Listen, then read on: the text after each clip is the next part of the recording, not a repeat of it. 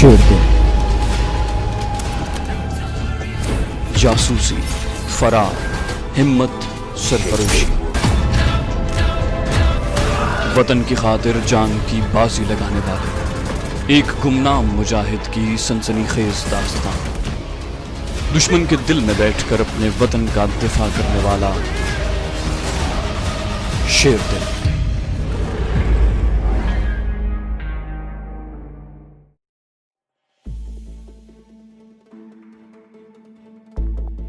दूसरे दिन जेल में ये अफवाह फैला दी गई कि पाकिस्तानी जासूस पर जेल के अमले ने इतना तशद्दुद किया कि वो मर गया है। दोपहर के बाद ये अफवाह फैलाई कि पाकिस्तानी जासूस मरा नहीं, जिंदा है, मगर उसकी हालत मुर्दों से बदतर है। 3-4 दिन तक मुझे कोठरी में ही रखा गया और बाहर ना निकलने दिया गया। कोठरी में खाना पीना और हर किस्म की सहूलतें मिलती रहीं। 5वें-6ठे दिन मेरे मुंह सर पर पट्टियां बांध दी गईं और जहां कश्मीरी कमांडोज मुशक्कत कर रहे थे उस जगह कुछ फासले पर इस तरह लाकर बिठा दिया गया कि मैं आसानी से उन्हें नजर आ सकूं। वो संतरी मेरे सर पर खड़े थे और मैं रस्सियां बटने की मुशक्कत कर रहा था। उसके 3 दिन बाद मेरे मुंह सर की पट्टियां उतार दी गईं और ये खबर मशहूर कर दी गई कि पाकिस्तानी जासूस को कश्मीरी कमांडोज के साथ बातें करने के जुर्म में दिन में सिर्फ एक सूखी रोटी दी जाती है। फिर एक दिन स्कीम के मुताबिक मुझे कैदियों में छोड़ दिया गया। सभी कैदी हिंदू और सिख थे, सिर्फ मैं और दोनों कश्मीरी मुजाहिदीन मुसलमान थे। संतरी और जमादार जानबूझकर हमसे काफी दूर होकर दूसरी तरफ मुंह करके बैठ गए। मैं खिसकता हुआ दोनों कश्मीरी मुजाहिदों के पास आ गया। वो मुशक्कत कर रहे थे और गीले बान को बाल्टी में से निकाल कर उनकी रस्सियां बना रहे थे।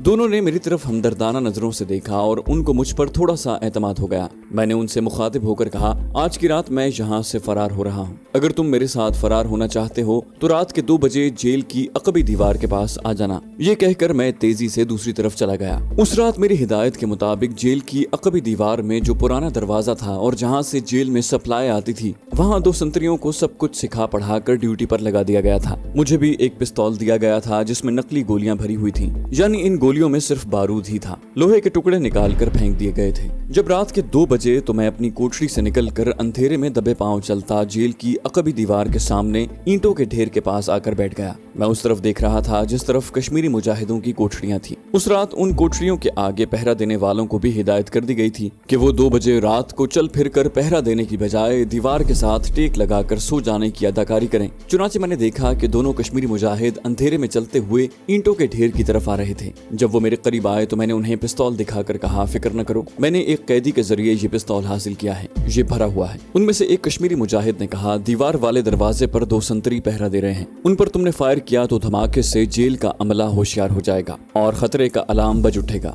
मैंने कहा, तुमने मेरे पिस्तौल को गौर से नहीं देखा, इस पर साइलेंसर लगा हुआ है, इसमें फायर के वक्त धमाके की आवाज बहुत कम पैदा होती है, यहाँ छुप कर बैठ जाओ। वो रात की तारीकी में मेरे करीब ही ईंटों के ढेर के पीछे बैठ गए। मैं बड़े गौर से जेल की अकबी दीवार वाले गेट की तरफ देखने लगा जहां 2 संतरी पहरे पर खड़े थे। उनके पास राइफलें थीं। मैंने कश्मीरी मुजाहिदों से कहा, मैं आगे जाता हूं, इन संतरियों को ठिकाने लगाने की कोशिश करता हूं। अगर मैं कामयाब हो गया तो तुम मेरे पास आ जाना, अगर उन्होंने मुझे मार लिया तो फिर तुम अपनी कोठरियों की तरफ भाग जाना, समझ गए? कश्मीरी मुजाहिदों में से एक ने कहा, हम भी तुम्हारे साथ जाएंगे, हम तुम्हें इस तरह मरने नहीं देंगे। मैंने उन्हें सख्ती से डांट कर कहा, ये बेवकूफी मत करो, जिस तरह मैं कहता हूँ वैसे करो। दोनों चुप हो गए। मैंने कहा, मैं जाता हूँ, मुझ पर निगाह रखना, अगर मैंने दोनों संतरियों को मार डाला तो तुम दौड़ कर मेरे पास आ जाना, अगर मुझे उन्होंने मार डाला तो फौरन जहां से अपनी कोठरियों में चले जाना, और जेल के अंदर अगर मेरी कब्र बनाई गई तो वहां एक बार फातिहा जरूर पढ़ना। ये कहकर मैं ईंटों की ढेरी की ओट से निकलकर जेल के अकबी दरवाजे की तरफ रेंगने लगा। उन संतरियों को भी मालूम था कि मुझे रेंगते हुए उनके पास आना है। मुझे भी पता था कि जब मैं उनके पास पहुंचूंगा तो मुझ पर राइफल तान कर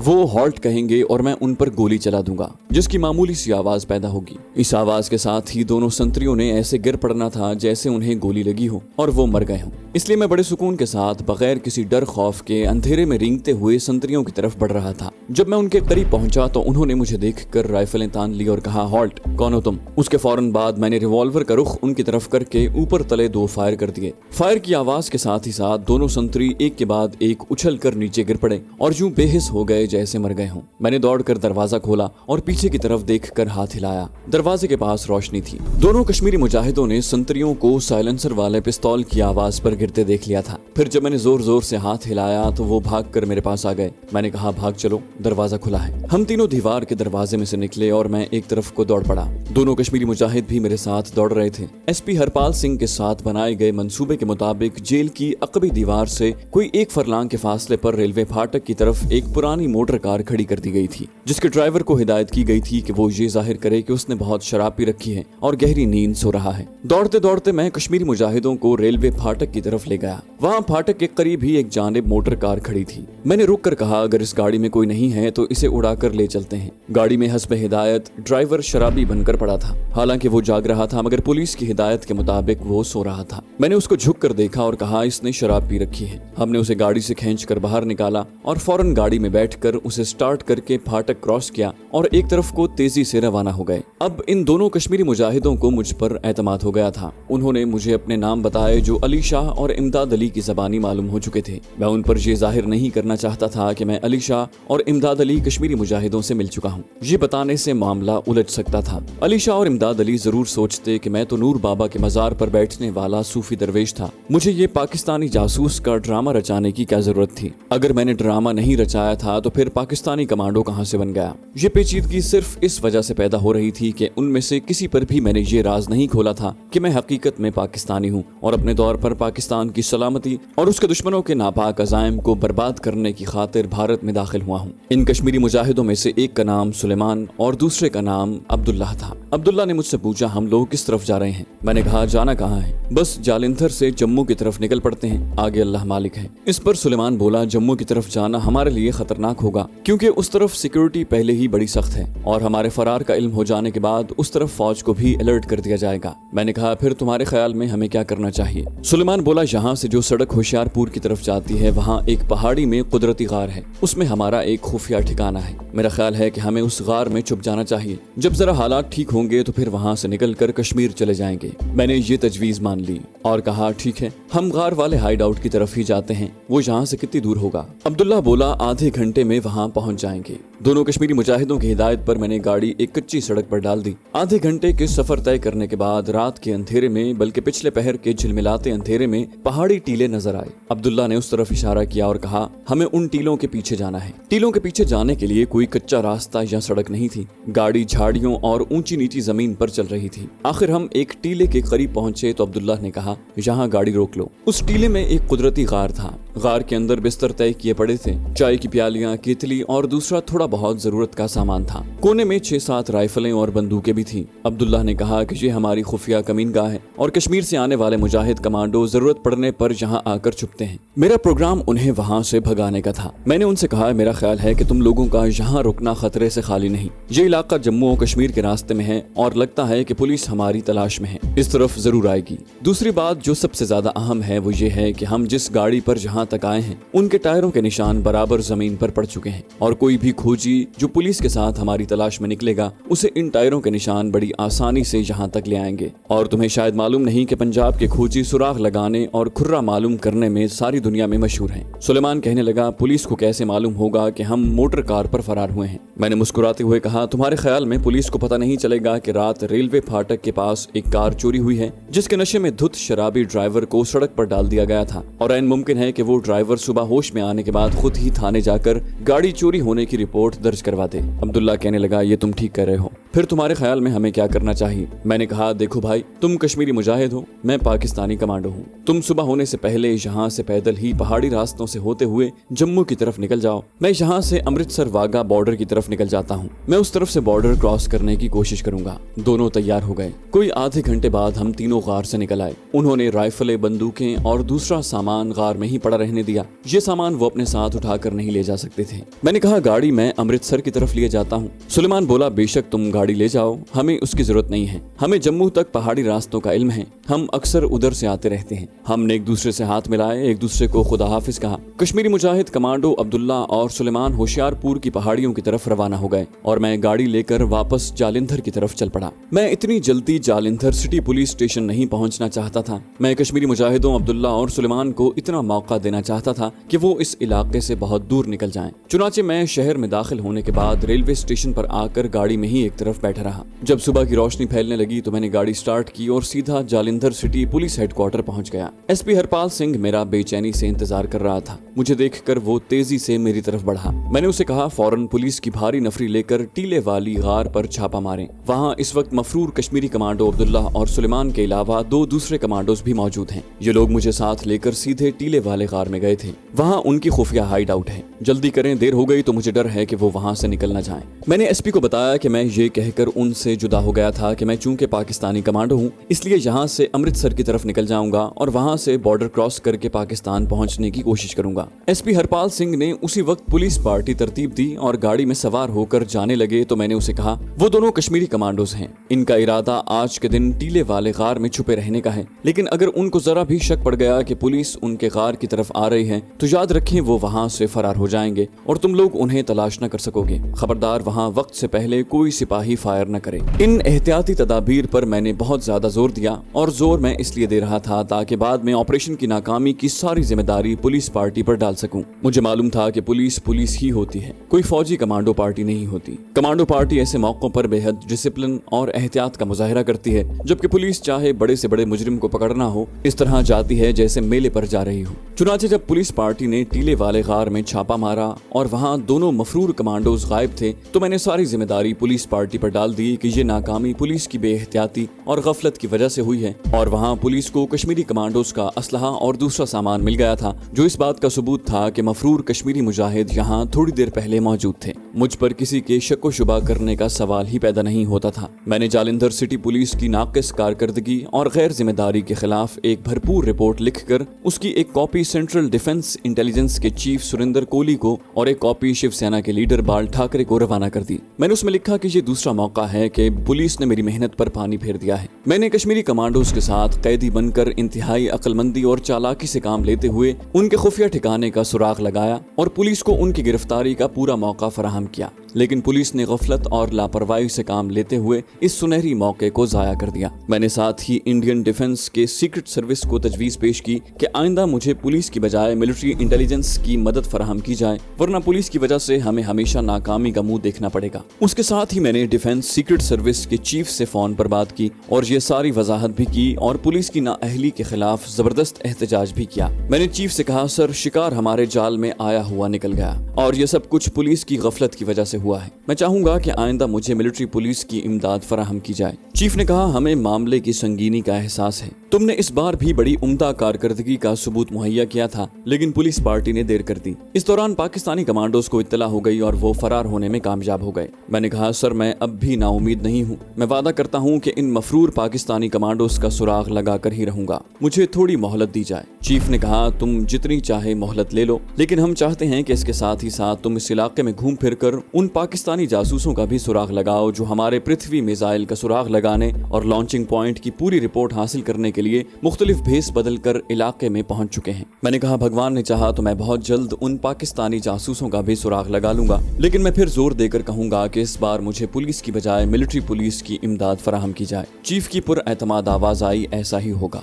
तुम यहाँ से जोगीवाल गाँव में जाओगे क्योंकि पृथ्वी मिसाइल का खुफिया अड्डा वहीं एक वीरान टीले के अंदर है। तुम्हें लोकेशन मैंने समझा दी थी। तुम्हें जिस चीज की जिस वक्त भी जरूरत पड़ेगी जालंधर सिटी पुलिस के एसपी से रुजू कर सकते हो। तुम्हें हर मतलूबा चीज फौरी तौर पर फराहम कर दी जाएगी। बाकी जालंधर सिटी पुलिस पार्टी के खिलाफ पूरी महकमाना कार्रवाई होगी। मैं ये टेलीफोन एसपी हरपाल सिंह के ऑफिस में ही बैठ कर रहा था। वो मेरे करीब ही बैठा सारी गुफ्तगू सुन रहा था। जब मैंने बात खत्म की तो मैंने देखा कि हरपाल सिंह के चेहरे पर हवाइयां उड़ रही थी। कहने लगा, सर इस ऑपरेशन की नाकामी में मेरा कोई कसूर नहीं है। आप तो सब कुछ समझते हैं। हमारी पुलिस पार्टी के एक कांस्टेबल से मुलाकात हो गई थी और उसकी बंदूक इत्तेफाकन चल पड़ी थी, जिसकी वजह से मफरूर कैदी होशियार हो गए और गार से फरार होने में कामयाब हो गए। मैंने उसे तसल्ली देते हुए कहा, सरदार जी आप हौसला रखें, आपके खिलाफ कोई कार्रवाई नहीं होगी। लेकिन ये बात मैंने एक अलहदा खत में चीफ सुरेंद्र कोहली और बाल ठाकरे को फौरन लिख कर भेज दी कि जाए वारदात पर पुलिस पार्टी की बंदूक चल गई थी, जिसकी आवाज सुनकर गार में छुपे हुए पाकिस्तानी जासूसों को फरार होने का मौका मिल गया। इसका नतीजा ये निकला कि उस खास हिंदू कांस्टेबल को मुअत्तल कर दिया गया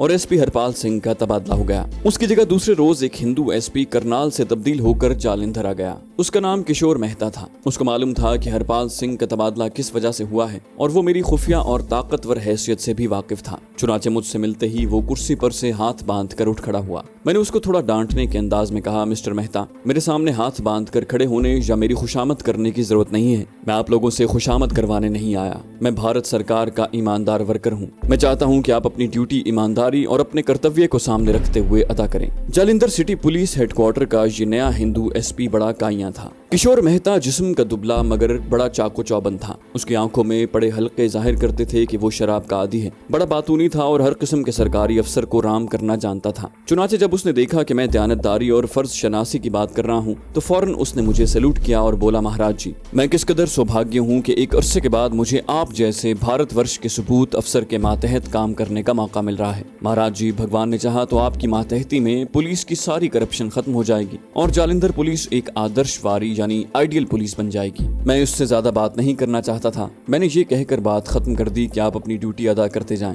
बाकी मैं आपसे कुछ नहीं चाहता और आप भी कुछ ना सोचें।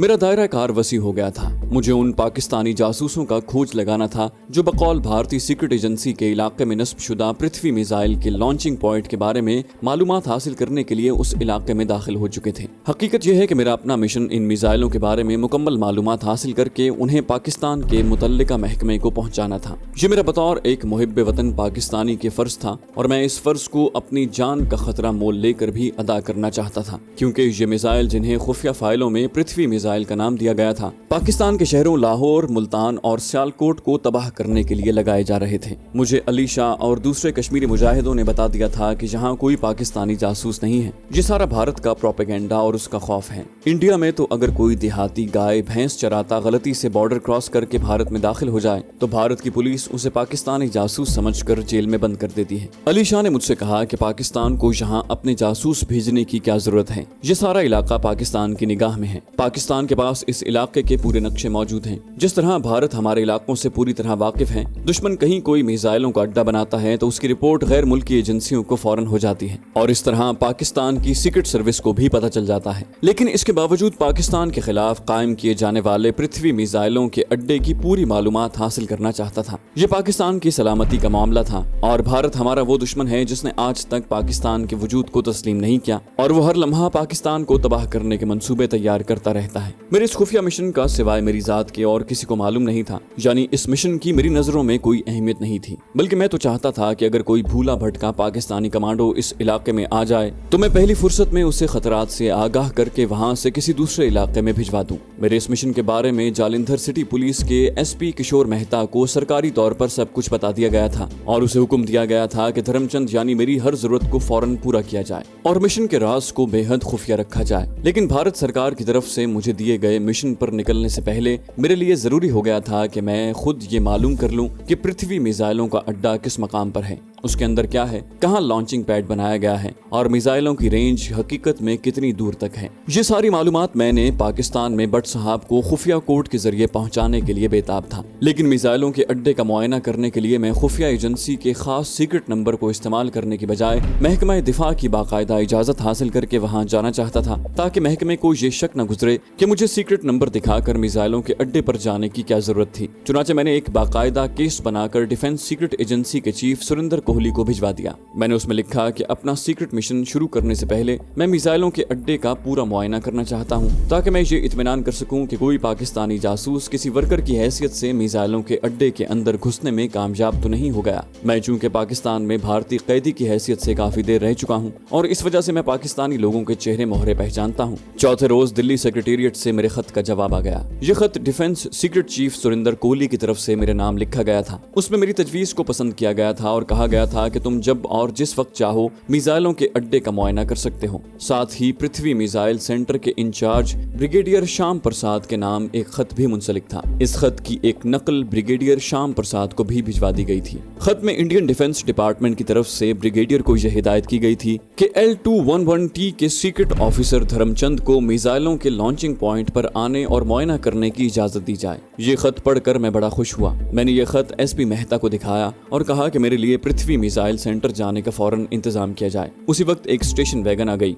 उसमें एक ड्राइवर पहले से बैठा मेरे इशारे का मुंतजिर था। ये ड्राइवर खुफिया पुलिस का था। उसे मिसाइलों के अड्डे की सही लोकेशन का मालूम था। मैं उस वक्त खद्दर के कुर्ते पाजामे में मलबूस था। ऊपर मैंने गर्म कोट पहन रखा था। पंजाब में सर्दियों का मौसम अब शुरू हो रहा था। खुफिया पुलिस की गाड़ी जालंधर शहर से निकलकर अपने टारगेट की तरफ रवाना हो गई।